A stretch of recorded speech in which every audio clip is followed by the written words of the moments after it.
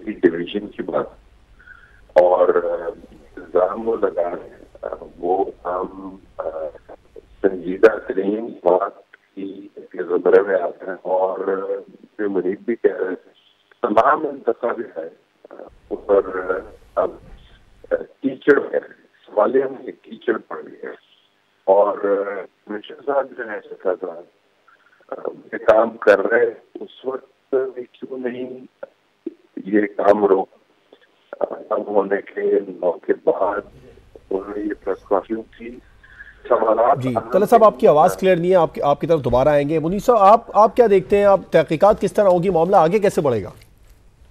देखिए, तहकीकात तो अब होना लाजमी है, लेकिन आप ये देखिए कि आम हालात के अंदर जो इंतखाबी उज़्ज़दारी होती है या उस पर कोई प्रॉब्लम हो तो एक इलेक्शन ट्रिब्यूनल के पास मामला जाता है, वहां पर जो अग्रीव पार्टी होती है वो अपना एविडेंस लेकर जाती है। लेकिन जिस तरह से ये मामला सामने आया है, और एक सिटिंग कमिश्नर रावलपिंडी ने कहा है कि उनके नीचे जो अजला थे उनमें जो 13 MNA की सीटें थी उनके ऊपर धांधली करवाई गई है। अब इससे तो एक ही बात जाहिर होती है कि या इसके पीछे एक मेथड है, ये बाकायदा तौर पर किसी के कहने पे किया गया है। दूसरी बात ये कि नहीं, उनका जो अपना इनर कॉन्शियस है, यानी उनका ज़मीर, उसकी आवाज़ है कि नहीं, जो मेरे मातहत हुआ बहुत गलत था, मुझे इस पर आवाज़ उठानी चाहिए। लेकिन इसने, आप ये देखिए, 4 से 5 नॉर्दर्न पंजाब के अजला के MNAs के रिजल्ट को शक में डाल दिया है, और उनकी जो जीत है जिसके ऊपर वो इस वक्त तैयारियां कर रहे हैं हल्फ लेने की, उसके ऊपर एक बहुत बड़ा सवालिया निशान खड़ा कर दिया है। लिहाजा इसने जो एक स्टॉर्म क्रिएट किया है, एक तूफान क्रिएट किया है, मैं दोबारा कहूंगा ये थमेगा नहीं। और उन्होंने बाकायदा तौर पर बगैर नाम लिए इल्जाम जिस तरफ पॉइंट आउट किया है वो भी बड़ा खतरनाक एलिमेंट है। मुझे पता नहीं क्यों अब ये लग रहा है कि जितना मसला ये बन गया है और जितनी बड़ी प्रॉब्लम क्रिएट हो गई है, ये हमें बैक टू स्क्वायर वन ले गई है। और ऐसी सूरत हाल में शायद अब इलेक्शंस का नए सिरे से होना, इलेक्शंस जो मौजूदा हैं कौमी असेंबली की सतह पर, उनको नल एंड वॉइड करार दिया जाना, शायद इसके बगैर कोई चारा नजर नहीं आ रहा। क्योंकि देखिए, मैं फिर कहूंगा, ये इल्जामात सूबा बलोचिस्तान के नहीं है, ये इल्जामात सूबा खैबर पख्तूनख्वा के अंदर से नहीं आए, ये सिंध के अंदर से नहीं आए, ये पंजाब के अंदर से आए हैं। और ये एक सिटिंग कमिश्नर जो कि रावलपिंडी डिवीजन के हैं, उनके इल्जामात हैं जो 4 से 5 अजला के ऊपर as senior administrative officer govern कर रहे होते हैं, और जो रिस्पॉन्सिबल होते हैं बहुत सारे मामलात की। या तो इनके बयान को मुकम्मल तौर पर रद्द किया जाए एविडेंस के साथ कि नहीं, जो ये कह रहे हैं वो बिल्कुल गलत है, लेकिन वो बातें तफ्तीश तलब है। लेकिन क्या उस वक्त तक जो तूफान है, जो कि ऑलरेडी मौजूद है, जो कि जिसके ऊपर पाकिस्तान तहरीक इंसाफ एक बड़ी लंबी चौड़ी प्रेस ब्रीफिंग भी कर चुकी है, बिल्कुल इस मामले पर तहरीक इंसाफ भी प्रेस ब्रीफिंग कर चुकी है, धांधली के इल्जाम लगा रही है। तलत हुसैन साहब भी हमारे साथ मौजूद हैं। तलत साहब, एक तरफ हुकूमत साजी का मरहला चल रहा है, वहां पर भी कुछ बहरान नजर आ रहा है, दूसरी तरफ अब ये एक इल्जाम सामने आ गया, मामला किस तरफ जाता देख रहे हैं आप? देखिए, ये इल्जाम बड़ा संजीदा है और तमाम इंतखाबी लेवल की तरफ इसने बहुत गहरा कीचड़ उछाला है। जो इल्जाम है वो सिर्फ ये नहीं है कि पूरी डिवीजन के अंदर धांधली हुई है। इनके इल्जाम के मुताबिक 70 हजार के लीड वालों को हमने जितवाया है। इल्जाम के अंदर 2 संजीदा और बातें भी हैं, वो इसको बराह रास्त चीफ इलेक्शन कमिश्नर के साथ जोड़ रहे हैं, और अगर मैंने गलत नहीं सुना उनकी एक स्टेटमेंट के अंदर, तो वो चीफ जस्टिस का भी शायद नाम ले जी जी, जिनके बारे में वो कह रहे हैं कि मुकम्मल तौर पर इसमें इन्वॉल्व है। अच्छा, अब ये इल्जाम जो है ना, सिर्फ इंतखाबात की धांधली तक नहीं है, वो बुनियादी तौर पर उस तमाम बयानिए को जिसको पाकिस्तान तहरीक इंसाफ ने पुनः की है, उसको आगे लेके चल रहे हैं। चीफ इलेक्शन कमिश्नर उसमें कैसे इन्वॉल्व था और चीफ जस्टिस कैसे इन्वॉल्व था, ये बड़ी दिलचस्प सूरत हाल होगी। क्योंकि मैकेनिक्स ऑफ इलेक्शन के अंदर हमारे नाज़रीन को बताने के लिए, कमिश्नर का बराह रास्त कोई रोल नहीं है रिजल्ट की तब्दीली में। जो DROs हैं, जो डिप्टी कमिश्नर होते हैं, वो मामलात अपने हाथ में रख सकते हैं, लेकिन सबसे इम्पोर्टेंट जो बंदा है वो रिटर्निंग ऑफिसर RO है। तो कमिश्नर की हिदायत के ऊपर DRO कैसे काम कर रहे थे, और कमिश्नर क्या चीफ इलेक्शन कमिश्नर की हिदायत पे काम कर रहा था, क्या इस कमिश्नर को चीफ जस्टिस ने खुद हिदायत दी, चीफ जस्टिस का इसमें क्या रोल था। तो मेरे ख्याल में इन्होंने अपने इल्जामात को इतना फैलाया है कि तमाम का तमाम वो बयानियां जो पीटीआई का लेके चल रही है सुख पार्टी, उसका अहाता करने की कोशिश की है। मुझे लगता है कि चीफ इलेक्शन कमिश्नर की हद तक तो शायद इस इल्जामात को वो आगे ले जाके कुछ सबूत फराहम करें। हो सकता है उन्होंने कुछ कॉल्स रिकॉर्ड की हो सकता है उनके पास व्हाट्सएप के मैसेज हों, मैं अस्यूम कर रहा हूँ। लेकिन चीफ जस्टिस को बीच में बुलवाना और ये कहना कि चीफ जस्टिस बीच में इन्वॉल्व है, ये बहुत बड़ा इल्जाम है। देखें, हम इलेक्शन पाकिस्तान तला साहब आपसे इस मामले पर बात करेंगे। पाकिस्तान तहरीक इंसाफ के रहनुमा बैरिस्टर गौहर साहब हमारे साथ मौजूद हैं। बैरिस्टर गौहर साहब, लियाकत अली चट्टा साहब कमिश्नर रावलपिंडी ने इल्जाम लगाया, उन्होंने कहा 13 एमएनए जो जीते थे उन्हें हमने हरवाया। अब आप क्या कहेंगे इन इल्जामात पर? देखिए, एक कमिश्नर जो है एक रिस्पांसिबल बंदा है। कमीशन इलेक्शन तो फ्री फेयर कराना इलेक्शन कमीशन की जिम्मेदारी है, लेकिन उस जिम्मेदारी में हर वो कोई बंदा शामिल हो जाता है जिसको इलेक्शन कमीशन जिम्मेदारी सौंपता है। और हमारा तो पहले दिन से यही एक प्ली रहा था कि इलेक्शन उन लोगों से करवाए जो अदलिया से लिए जाए, चाहे वो आरओज हो चाहे वो डीआरओज हो। तो इसलिए ये डीआरओज और आरओज ने करवाने थे जो अदलिया से हो। लेकिन एनीवे सुप्रीम कोर्ट ने ही ऑर्डर कर लिया था कि ये एग्जेक्टिव से भी हो सकते हैं और यस कानूनी तौर पर हो भी सकते हैं, लेकिन उनका इम्पार्शियल होना भी लाजिम है।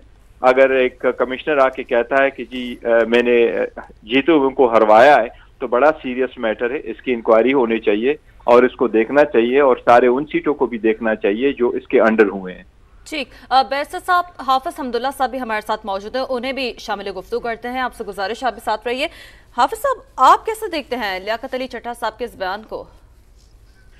बिस्मिल्लाहिर्रहमानिर्रहीम। देखिए, जमीयत उलमा इस्लाम की क़ियादत में मौलाना फजल रहमान साहब ने प्रेस कॉन्फ्रेंस के जरिए पूरी कौम को बताया कि ये धांधली ज़दा इलेक्शन थी। 8 फरवरी को जो हुआ ये इलेक्शन नहीं था, ये इलेक्शन नहीं था। ये किसी को जितवाया गया, जो हार चुके थे और जो जीत चुके थे उनको हरवाया गया। तो लिहाजा हारने वालों से जीतने वाले ज्यादा परेशान है, इसीलिए तो अभी वज़ीर आज़म बनने के लिए कोई भी तैयार नहीं है। तो लिहाजा कमिश्नर साहब ने जो कुछ कहा है दियानतदारी के साथ उन्होंने सच कहा है। मैं तो ये मुतालबा करता हूँ कि बुनियाद बनाकर इसी को और supreme court chief justice Pakistan की मौजूदा 8 फरवरी के इलेक्शन को कलादम करार दे।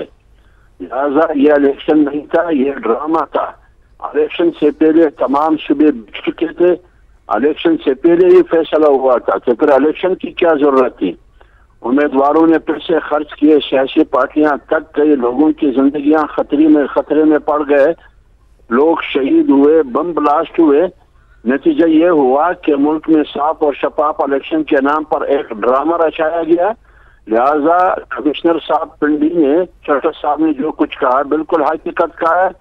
लेकिन मैं ये कह रहा हूँ पूरे मुल्क की जितनी ब्यूरोक्रेसी है, आरओ डीआरओ जो भी है, जिस भी नाम से हो, वो कमिश्नर साहब की हिम्मत और गैरत को फॉलो करके वो भी अल्लाह को हाजिर जम का एहतराम करे कि हमने किसके कहने पर धांधली की और क्यों की, किसने हमें मजबूर किया। हाफिज साहब, एहतजाज का प्लान जेयूआई फेबी रख रही है और पाकिस्तान तहरीक इंसाफ भी कर रही है, तो आप लोग अपने साबिक इत्तेहादियों से इस मामले पर बात करेंगे? आप ये जो नया मामला सामने आया इसको लेकर हाफिज हमदुल्ला साहब। देखिए मैं पीडीएम में सबसे बड़ी जुमात तो PMLN की वो अपने आप को कह रही है, तो मौलाना फजल रहमान साहब ने तो नवाज शरीफ साहब को मुखातब करके कहा कि आइए जेयूआई के साथ अपोजिशन में बैठे है। यही वजह है कि PMLN में 2 राय है। एक राय ये है PMLN की सेंट्रल एग्जीक्यूटिव कमेटी में, एक राय ये है कि हमने वफाक में हुकूमत में नहीं बैठना है, सिर्फ पंजाब में हुकूमत लेना है। दूसरी राय ये है कि नहीं, हमने वफाक में बैठना है। तो अपने आप को लार्जेस्ट पार्टी कहने वालों में ऐसे लोग हैं जो वफाक में हुकूमत करने के लिए, कोई वज़ीर आज़म बनने के लिए तैयार नहीं है। और मियाँ साहब खुद पूरी पार्टी कह रही थी 2 महीने से कि मियाँ साहब चौथी बार वज़ीर आज़म बनेंगे। अब मियाँ साहब खुद पीछे हो गए, तो इसका मतलब यह है कि वो वज़ीर आज़म बनने के लिए तैयार नहीं है। और दूसरी बात यह है कि जमीयत उलमा इस्लाम का जो एहतजाज है वो अपने स्ट्रेटजी और अपनी हिकमत अमली के मुताबिक वो तरतीब देगी इंशाअल्लाह उल अज़ीज़। ये ऐसा एहतजाज होगा कि माजी के एहतजाज आप भूल जाएंगे।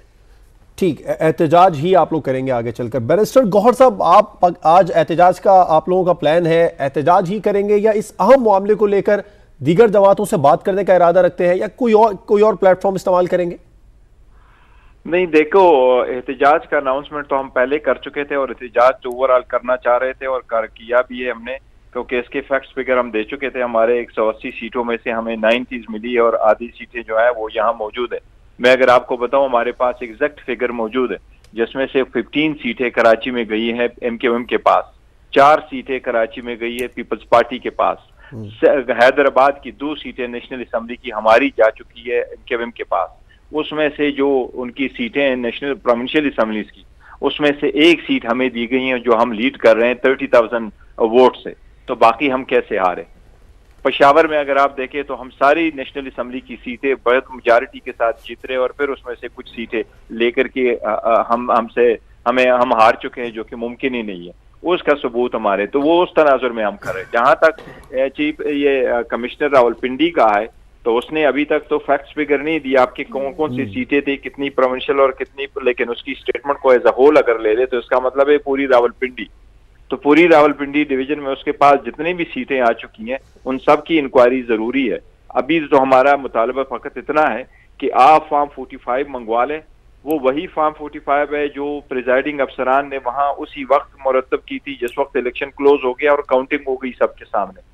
उसका काउंटर फाइल मंगवा ले, उसके बेस पे आप फॉर्म 47 तो आप वजह कर चुके हैं, उसके मुताबिक आप पोलिंग स्टेशन वाइज फॉर्म 48 बना ले। जो जीता हुआ है उसको डिक्लेयर करे, जो हारा हुआ है वो ये सारी स्टेटमेंटें और सब कुछ लेकर के ट्रिब्यूनल में जाए और उसके मुताबिक अपने ऑर्डर को सेटिसाइड करवा ले। लेकिन एटलीस्ट एक तनाजुर तो आपको देखना है, क्योंकि इलेक्शन कमीशन के पास 60 डेज तक ये इख्तियार है कि इलेक्शन कमीशन खुद देख ले और उन चीजों को देख ले जो समरली वो इलेक्शन कमीशन डिसाइड कर सकता है। यही कानून है। तो समरली फॉर्म 45 को पहले भी देखा गया, अभी भी देखा जा सकता है, तो उसको तो देख ले। फिर जो डिटेल में जाना है कि धांधली हुई है और धांधली के मुताबिक ट्रिब्यूनल बनते हैं, तो फिर वो बाकी मसाइल सारे ट्रिब्यूनलों में जाए। जहां तक कमिश्नर का ताल्लुक है तो कमिश्नर का सीरियस मैटर है, दूसरे लोगों पर वही इल्जाम लगा रहे हैं, तो उसके साथ अगर दूसरों लोगों पे भी वो इल्जाम लगा रहे हैं वो भी इंक्वायरी में हो। लेकिन अभी तक तो हमारा इतना ही मुतालिबा है फॉर्म 47 और 48 तक। ठीक, अच्छा बैरिस्टर साहब, कमिश्नर रावलपिंडी के जो ये ताज़ा इल्जामात हैं, इनको लेकर आप लोग चीफ इलेक्शन कमिश्नर से मुलाकात का इरादा रखते हैं या फिर कोर्ट में लेकर जाएंगे इस मामले को? नहीं, कोर्ट में ऑलरेडी हमारे केसेस पेंडिंग है, वहां जहां जहां हमारे केस पेंडिंग है उसी में करेंगे। इसको लेकर के दोबारा इलेक्शन कमिश्नर से मुलाकात करने का फिलहाल तो कोई इरादा नहीं रखते। ठीक है। बैरिस्टर गौहर साहब हमारे साथ मौजूद है, अबसार आलम साहब भी हमारे साथ मौजूद है, उन्हें भी शामिल